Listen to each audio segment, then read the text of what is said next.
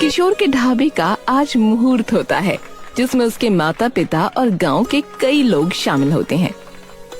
हाँ भाई, हो गया सपना पूरा अब तो तेरा। सच में पिछले 5 सालों में इसी की तैयारी कर रहा था तू। पहले तूने होटल मैनेजमेंट करी, फिर नौकरी करी और वो अच्छी चल रही थी, लेकिन फिर तू यहाँ आ गया। ये तो वैसे भी खोल सकता था बिना पढ़ाई किए। उस अंबर को देख, बिना कुछ किए ढाबा खोले बैठा है और बहुत बढ़िया चल रहा है। वो इसलिए पापा क्योंकि यहाँ कोई और ढाबा कभी खुला ही नहीं। अरे नहीं नहीं बेटा, खुला तो था। देख, कई साल पहले खुला था राजू का ढाबा। अरे पापा, उस अंबर के ढाबे का खाना ना इतना भी बढ़िया नहीं है, बस तेल भरा होता है उसके खाने में। अच्छा, तो तू क्या देगा भाई, हैं? जरा वो बता दे। मैं तो खिलाऊंगा जैसे grilled cottage cheese, lentils, spinach वगैरह। अरे अरे रुक जा बेटा, रुक जा। अरे हिंदी में बोल, क्या खिलाएगा? अरे मतलब दाल, पनीर और भी कई सारी चीजें। चलो बढ़िया है। आप बस अपना आशीर्वाद दो ताकि सारा काम ठीक से हो। वो तो हमेशा ही तेरे साथ है बेटा। किशोर का ढाबा अंदर से काफी साफ सुथरा था। बाहर खड़े कई लोग फीता कटने के बाद अंदर तो आते हैं, लेकिन ज्यादा देर तक टिक नहीं पाते। अरे ये कैसी दाल है? सच में निरा पानी है, ना नमक ना मिर्च। अरे यहाँ आना बेटा। किशोर उनके पास आता है। जी बताइए काका। अब बेटा, असल में कुछ अलग तरीके की दाल बनाई है क्या ये? और दाल भी अलग डाली है। अरे उड़द की दाल है काकी ये, और सिर्फ जीरे, नमक और मिर्च में पकी है, जो कि सेहत के लिए बहुत फायदेमंद होती है। ठीक है। किशोर वापस चला जाता है। अरे क्या मरीजों का खाना है ये? आज की बात नहीं आएंगे इस पे। वहीं किशोर के इस नए ढाबे की खबर अंबर चौधरी के कानों तक भी पहुंच जाती है, जिसका ढाबा कई सालों से गांव में था। अरे पिंटू, सुना है नया ढाबा खुला है कोई? हाँ, एक वो चौपाल के पास खुला है। जरा देख कर आते हैं शाम को एक बार कि क्या है और क्या नहीं। ठीक है पापा।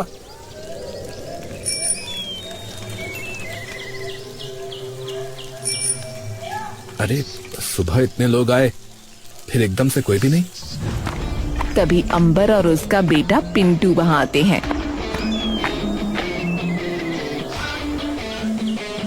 हाँ भाई, मुबारका बेटा जी। नमस्ते काका। मैं तो बस देखने आया था तेरा ढाबा, पर पहले ही दिन ढीला मामला नजर आ रहा है। हाँ जी, वो नया नया है ना, पर चल पड़ेगा थोड़े दिनों में। और उसकी आंखों में आंख मिलाकर उसे तीखी नजरों से देखने लगता है। बेटा जी, बहुत फूल हमने इस चमन में खिलते और मुरझाते देखे हैं, तो हवाओं के रुख से थोड़ा संभल के रहना। पर पापा, पहले ही दिन में हालत देखो, ये फूल तो एक हवा के झोंके में ढह जाएगा। चल कोई ना बेटा, ऐसी छोटी मोटी गलती तो सबसे होती है, पर तू समझदार है, सीख जाएगा। अंबर और पिंटू छाती तान कर वहाँ से चले जाते हैं और किशोर चुपचाप उन्हें खड़ा देखता रहता है। तभी उसकी दुकान पर कुछ गरीब लोग आ जाते हैं। अब बेटा, पूरा दिन हो गया है, हम सब ने कुछ नहीं खाया है। अरे आइए ना काका, बैठिए, इसे अपना ही घर समझिए। सब लोग नीचे बैठने लगते हैं। अरे अरे काका, ये आप लोग क्या कर रहे हैं? ऊपर बैठिए। वो सभी लोग एक दूसरे की ओर देखने लगते हैं और ऊपर बैठ जाते हैं। भगवान तुम्हारा खूब भला करे बेटा। चुप चुप जिए तू लल्ला। किशोर उनके सामने हाथ जोड़कर अपना सर झुका लेता है।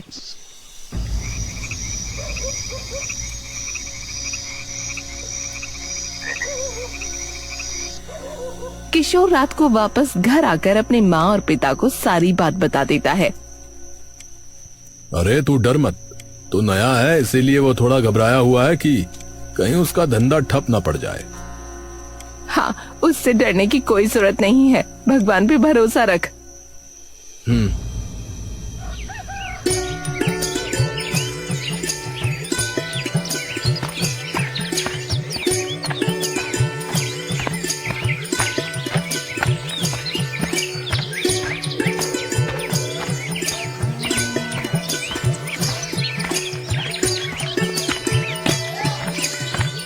किशोर अपने ढाबे पर जा रहा होता है कि तभी बीच रास्ते में उसकी नजर अंबर के ढाबे पर पड़ती है, जहाँ सुबह सुबह खूब चहल पहल होती है। इसका ढाबा इतना चलता कैसे है? किशोर एकदम से कुछ बेचैन सा हो जाता है और धीरे से उनके ढाबे की रसोई के पास चला जाता है और देखता है कि उनकी रसोई बहुत गंदी हो रखी है। अरे, इतनी गंदगी! तभी पीछे से पिंटू आ जाता है।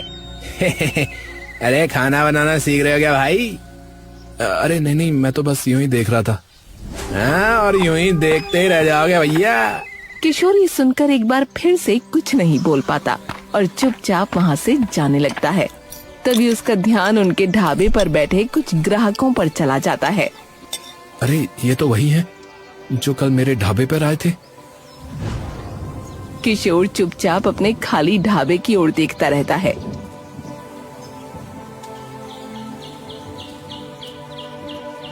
अगर ये नहीं चला तो पापा को क्या जवाब दूंगा?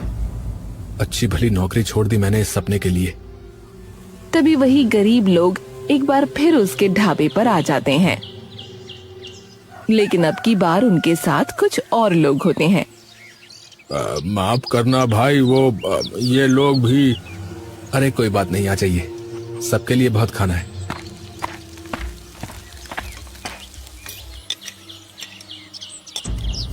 धन्यवाद भैया। किशोर रसोई का कोना कोना बिल्कुल बारीकी से साफ कर रहा होता है कि तभी किसी बर्तन गिरने की आवाज से उसके कान झनझना जाते हैं। किशोर एकदम से पीछे की ओर पलटता है, लेकिन सामने सिर्फ एक बड़ा सा पतीला जमीन पर गिरा उसे नजर आता है। अरे, ये कैसे गिरा?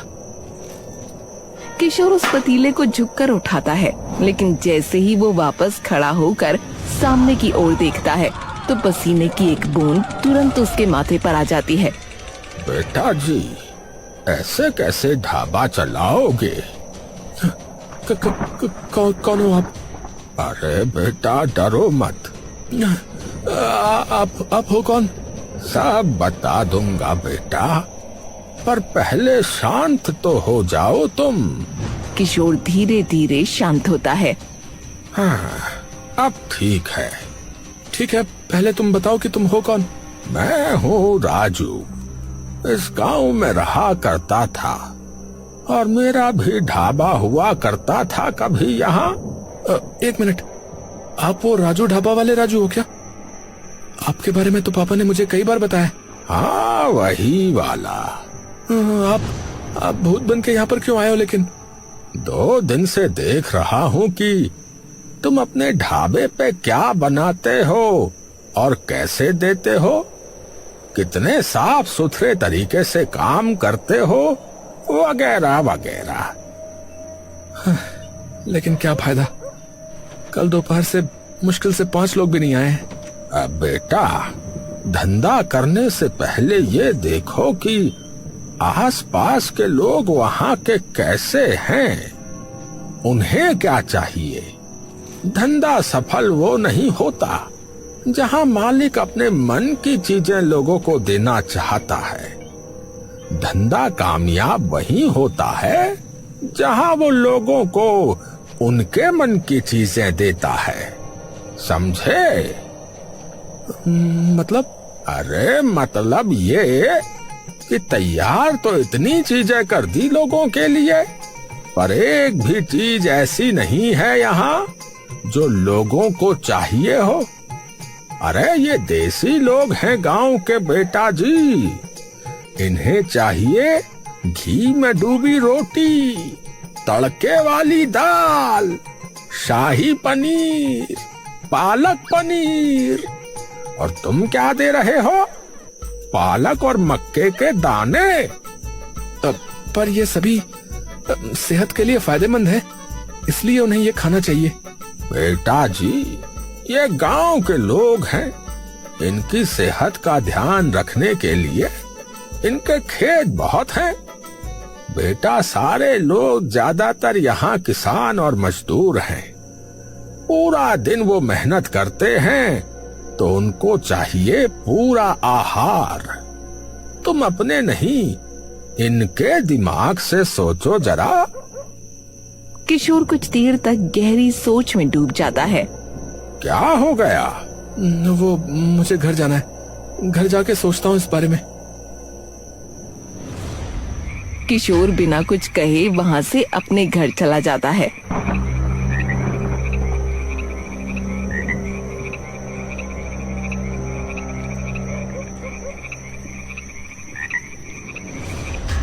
बात तो उन्होंने ठीक कही है।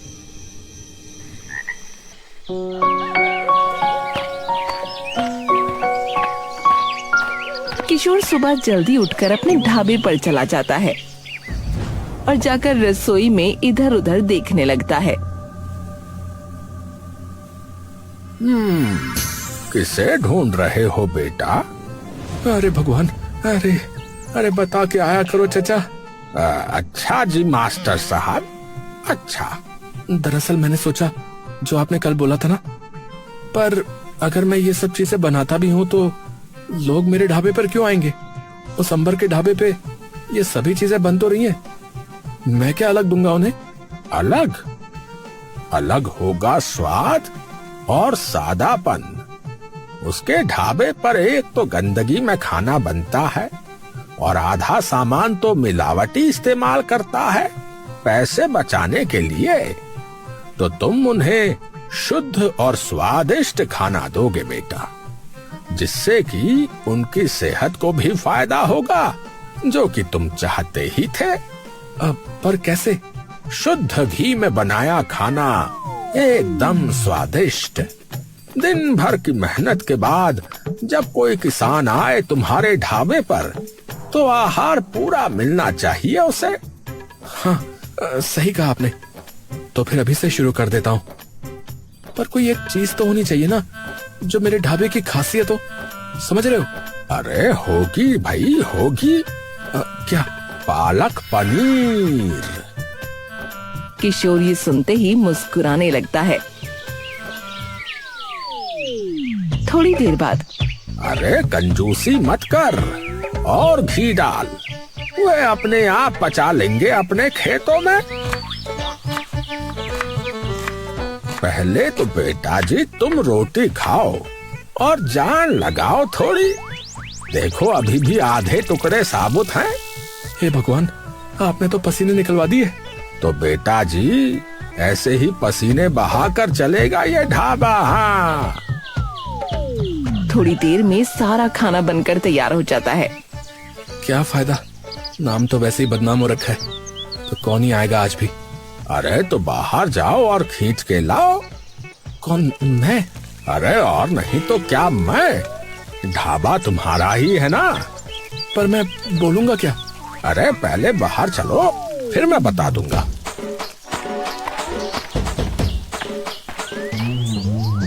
किशोर बाहर जाकर इधर उधर देखने लगता है। अरे जा, अब रोक किसी को। मुझे शर्म आ रही है। अरे भैया, शादी के लिए हाथ नहीं मांगना है तुम्हें, बस अंदर आने के लिए बोलना है। और बता तो मैंने दिया ही है, क्या बोलना है। किशोर तभी जाकर वहाँ से गुजरते कुछ लोगों को रोक लेता है। अरे भाई साहब आइए ना, नया ढाबा खुला है, बढ़िया स्वादिष्ट खाना खाइएगा। अरे नहीं नहीं भाई, तोहार खाना तो बहुत फीका होता है। हाँ, अरे अब नहीं है, सब बदल दिया भाई। अब एकदम शुद्ध देसी घी से बना खाना आपको मिलेगा, जैसे कढ़ाई पनीर और पालक पनीर तो हमारे यहाँ का खास है। आप एक बार आके देखिए तो सही। अरे भैया एक उधर, क्या कहते हो, चलें क्या? ठीक है भैया, आ रहे हैं। सब लोग अंदर आ जाते हैं। अब बताओ भाई साहब, क्या लगा दूं आपके लिए? अरे भैया अभी पालक पनीर ही बना दो, जो तुम कह रहे हो ना खास है तुम्हारा। अब भैया मेरी तो दाल तड़का कर देना और 8 रोटी बढ़िया घी मार के भैया। अभी लाया। किशोर तभी उन लोगों का खाना परोस देता है और वो लोग खाना खाने लगते हैं। कैसा भाई साहब खाना? अरे भैया कमाल का पालक पनीर बनाया आपने तो, मजा ही आ गया। वाह सच में भैया बहुत ही स्वादिष्ट खाना बनाया आपने, मजा ही आ गया। भाई साहब मैं तो कल अपने पूरे परिवार के साथ आने वाला हूँ। हाँ बहुत ही बढ़िया खाना है। हाँ अरे आपका जब दिल करे तब आना। सब लोग एकदम खुशहाल होकर वहाँ से जाने लगते हैं और किशोर एकदम खुशी से उछल पड़ता है। अरे वाह, हाँ तो कहा था ना बेटा जी, अब बस यूं ही लगा रहे मेहनत से और देख कैसे काम चलता है तेरे ढाबे का। हाँ वैसे एक बात बताइए, आपने मेरी मदद क्यों की? क्योंकि तुम लायक हो उसके बेटा। तुम्हारा खुद का धंधा चाहे चला हो या नहीं, लेकिन किसी गरीब को तुमने भूखा नहीं भेजा वापस। जितने भी लोग आए सबको दिल से खाना खिलाया। तो ऐसी नियत के इंसान की मदद करनी तो बनती है ना बेटा। किशोर ये सुनते ही मुस्कुराने लगता है। कुछ दिन बाद देखते ही देखते किशोर की मेहनत रंग लाती है और आखिरकार उसका ढाबा चल पड़ता है। भाई मेरा भी पालक पनीर और तंदूरी रोटी कर देना भैया। तभी वहाँ बैठे एक इंसान की आवाज आती है। अब भाई 1 प्लेट पालक पनीर और कर देना भैया। अब भैया स्वाद ही आ गया भैया, आपके खाने में तो बहुत मजा आ रहा है। अरे अभी लाया भाई साहब। लेकिन उसके ढाबे की ये तरक्की पिंटू सामने खड़ा चुपचाप देख रहा होता है। अरे इसका ढाबा तो सही चल पड़ा। पिंटू तभी गुस्से में वहाँ से चला जाता है। पापा हम यहाँ ये सोचते रहे कि उसका ढाबा नहीं चलने वाला, और वहाँ देखो उसने बाजी मार ली। क्या? पर लोगों को उसका फीका खाना तो पसंद ही नहीं था। अरे सारा खाना बदल दिया उसने एकदम से। अगर ऐसा ही रहा तो हमारे ग्राहक भी खा जाएगा वो। आप कुछ नहीं होगा ऐसा, मैं बताता हूँ क्या करना है।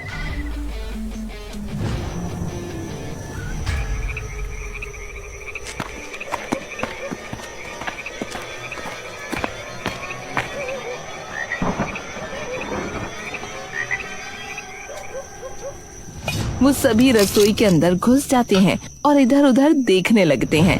तभी जोर से राजू की बस आवाज उन्हें आती है। निकल जाओ यहाँ से, मुझे पता है तुम क्यों आए हो। वो सभी डर कर इधर उधर देखने लगते हैं। कौन है बे? कौन है यहाँ? अपने पिताजी को बोलियो कि अब ये पैतरे नहीं चलने वाले। जाओ भागो यहाँ से। वो सभी के सभी लोग तभी वहाँ से दुम दबा कर भाग जाते हैं। अगले दिन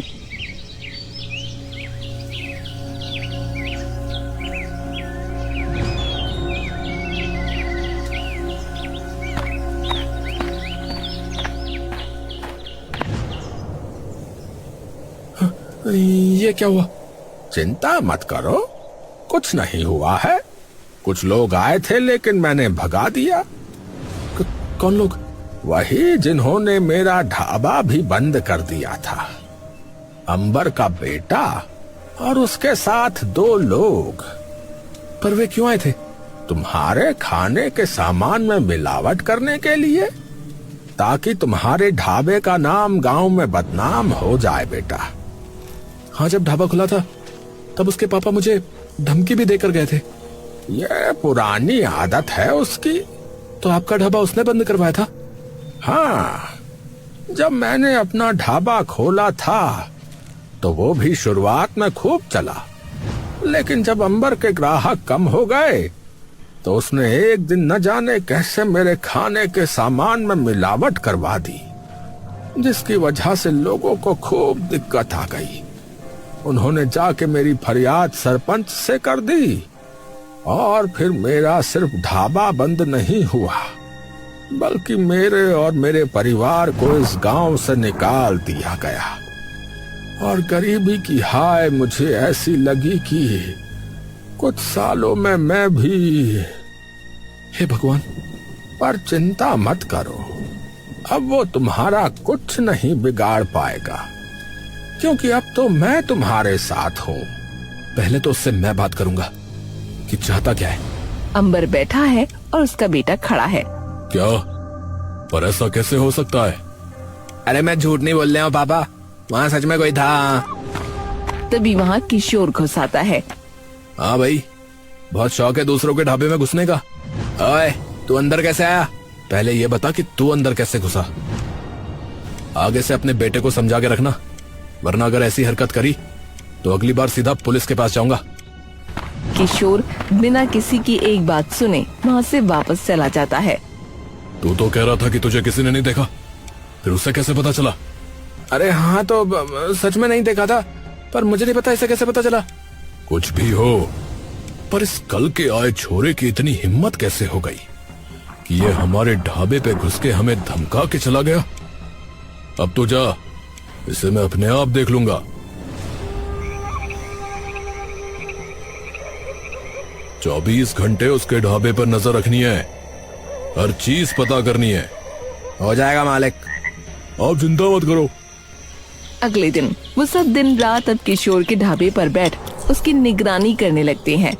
कुछ दिनों बाद रात लगभग होने ही वाली होती है और रसोई में जाकर बर्तन धोने लगता है, जहाँ राजू भी खड़ा है। काम बहुत बढ़ गया है, अब लगता है कि 2-4 लोग रखने ही पड़ेंगे काम पे। वो तो है ही, वरना अकेले संभलेगा नहीं तुझसे। थोड़ा बहुत हाथ आप भी बटा लिया करो। बेटा जी, गुरु शिष्य को राह दिखाता है, हाथ नहीं बटाता उसका।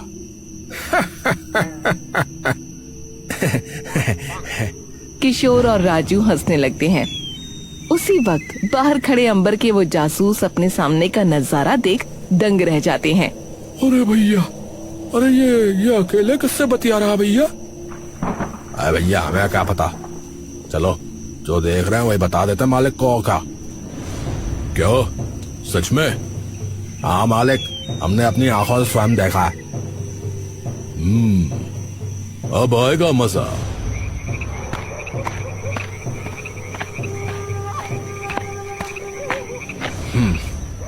इन्हीं का इंतजार था। हाँ भाई, बहुत चला लिया ढाबा, अब इसे बंद करके चलता बन यहाँ से। ओहो, मैं तो डर ही गया। आखिरी चेतावनी है, फिर मत बोलियो कि मैंने बताया नहीं। मुझे सब पता है कि कौन सा भूतिया ढाबा चला रहा है तू। ये बात अगर लोगों को पता लगी तो कोई नहीं आएगा तेरे इस ढाबे पे। किशोर कुछ देर चुप रहता है। और अगर ये बात लोगों को पता लगी कि कैसे आपने राजू का ढाबा बंद करवाया और वही चीज आपके बेटे ने मेरे ढाबे के साथ करने की कोशिश की, तो फिर आपका क्या होगा? हाँ, किया मैंने और मेरे बेटे ने ये सब, पर ये बात तेरी मानेगा कौन? कौन मानेगा? वक्त आने पे सब पता लग जाएगा। वो क्या कहा था आपने कि मेरे जैसे फूल खूब उगते और मुरझाते देखे, पर मैं फूल नहीं हूं, पेड़ हूं, पेड़। और तो बस अपनी जड़ें कस के रखियो फिर, क्योंकि अब तूफान आने वाला है, तूफान। किशोर उसकी आंखों में आंखें डालकर मुस्कुराने लगता है। अगले दिन किशोर अपने ढाबे पर सुबह खाना बना रहा होता है कि तभी एक इंसान वहाँ आता है। हाँ भैया, किशोर भाई, सरपंच जी ने तुम्हें पंचायत में बुलाया भैया। लेकिन क्यों? हाँ भैया, हमें ना पता, उन्हीं से पूछियो। ठीक है। किशोर अपने बगल में देखता है। उसी अंबर का किया धरा है सब। कोई नहीं। किशोर छाती तान कर वहाँ से चल देता है।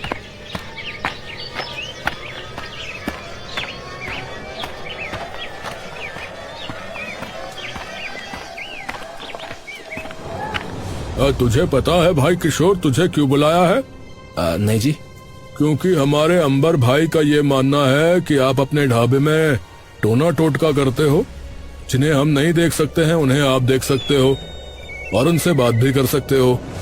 ये सुनते ही सब लोगों की आंखों में डर छा जाता है। बिल्कुल झूठा सरपंच जी। अरे बाकी के लोगों से पूछ लो। हाँ सरपंच जी, हमने देखा था इन्हें बात करते। हाँ सरपंच जी, यहाँ से रहते हैं। अरे कोई सबूत है इसका कि तुमने देखा था? हाँ भैया, हमने अपनी आंखों से देखी। सरपंच जी, ऐसे तो मैं कह दूं कि मैंने अपनी आंखों से अकबर को देखा था, आप मान लोगे? अरे हमें क्या पता, ये लोग झूठ भी तो बोल सकते हैं। हाँ बात तो सही कही। अब मैं एक बात बताता हूँ जो आप सबको नहीं मालूम शायद। हाँ कौन सी बात? इन्होंने और इनके बेटे ने थोड़े दिन पहले मेरे खाने के सामान में मिलावट करनी चाहिए थी। इनका बेटा मेरी दुकान का ताला तोड़कर घुस आया था, लेकिन कुछ कर नहीं पाया, और ऐसे ही इन्होंने बदनाम किया था राजू के ढाबे वाले राजू काका को, जिनको आप सभी ने गांव से बाहर निकाल दिया। अरे क्या सबूत है, क्या सबूत है? कुछ भी बोले जा रहा है। किशोर तभी अपनी जेब से एक फोन निकालता है। ये है मोबाइल, मेरे शहर वाले दोस्त ने मुझे तोहफे में दिया था। इसमें पता है लोगों की बातें हम रिकॉर्ड कर सकते हैं। मतलब? किशोर वॉइस रिकॉर्डिंग ऑन करता है। सरपंच जी कुछ बोलो। मैं क्या बोलूं? बहुत है। किशोर उन्हें वो वॉइस रिकॉर्डिंग सुना देता है। अरे वाह, ये तो कमाल है ना? अब इसी में मैंने कल शाम को भी एक चीज रिकॉर्ड करी थी, सुनाओ? सुनाओ। किशोर पिछले दिन हुई अपनी और अंबर की बात उन सभी के सामने चला देता है। और अगर ये बात लोगों को पता लगी कि कैसे आपने राजू का ढाबा बंद करवाया और वही चीज आपके बेटे ने मेरे ढाबे के साथ करने की कोशिश की, तो फिर आपका क्या होगा? हाँ किया मैंने, और मेरे बेटे ने ये सब। और ये बात तेरी मानेगा कौन मानेगा? वक्त आने पे सब पता लग जाएगा। ये सुनकर सब गांव वाले चौंक जाते हैं। ओह, तो तूने किया था वो सब? अरे उस बेचारे निर्दोष और उसके पूरे परिवार को हमने बाहर निकाल दिया, और तू चुपचाप देखता रहा। अब तू निकल यहाँ से, जा यहाँ से, इसकी कोई जरूरत नहीं है। अंबर जी, जरा अपने ढाबे पे जाके देखिए, मैंने एक तोहफा भेजा है। अंबर तभी वहाँ से डर के मारे ही भाग जाता है।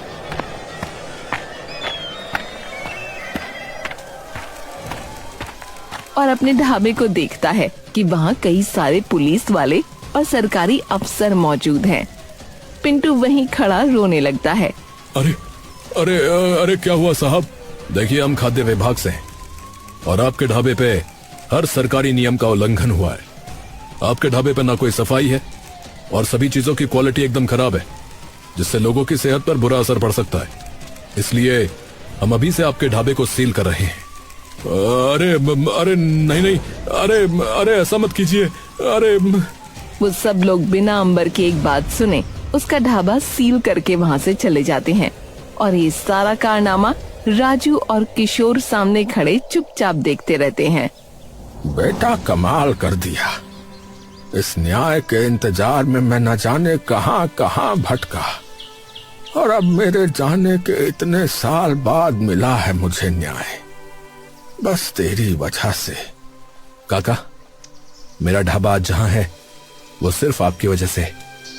आपने ही मुझे उस मझधार से निकाला और सही दिशा दिखाई। ये एहसान मैं जिंदगी भर नहीं चुका सकता आपका।